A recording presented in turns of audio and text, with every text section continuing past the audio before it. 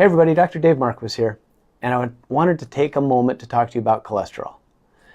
This is a topic that has a lot of misconceptions around it, and depending on the doctor's office that you go into, you may find yourself struggling between trying to understand two different worlds of opinions. And so I'm going to show just some evidence of where we come from on a functional medicine side and why cholesterol should not be a scary topic. First and foremost, cholesterol is not a bad thing. It's actually what every cell in your body is built out of.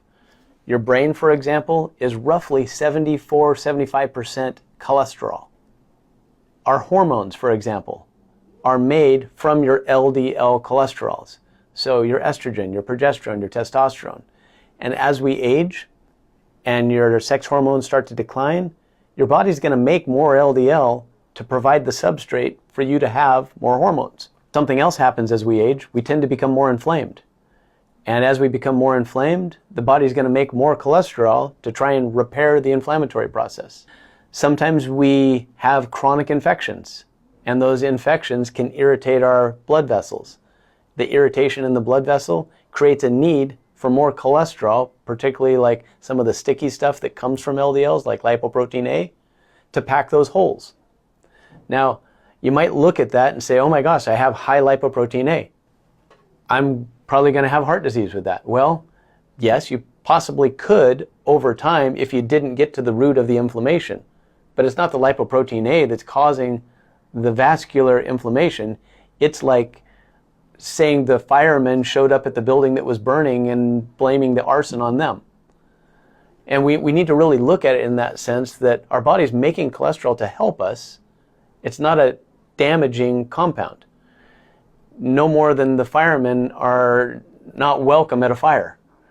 So we want that. We want to look at those signals and recognize that, hey, my body's trying to tell me something. What do I need to change to make the fire go down? And then naturally, the fire department will go back home. They don't want to be at your house. Your body doesn't want to make more products to repair damage, but we keep damaging it through things that we do.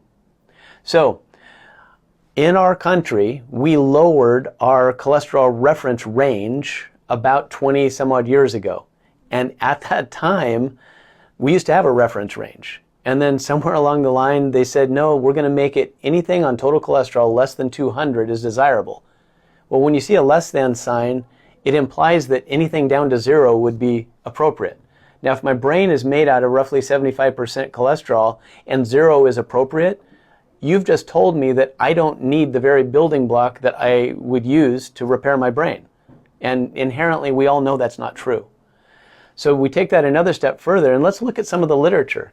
This is one of my favorite studies on this topic. It was published in 2019, and in that study, it was done in Korea. They did it on 12.8 million people, and they wanted to look at all-cause mortality relative to cholesterol. And interestingly, what they found was that our old reference range of having cholesterol between 220 and 250 was the sweet spot for all-cause mortality to be its lowest. And also, really interestingly, all the bad stuff starts below 200. That's the triangle you don't want to be in. And as I just said, that's where our reference range is. So the American reference range is literally placed in the spot where we know adverse things are going to start to happen.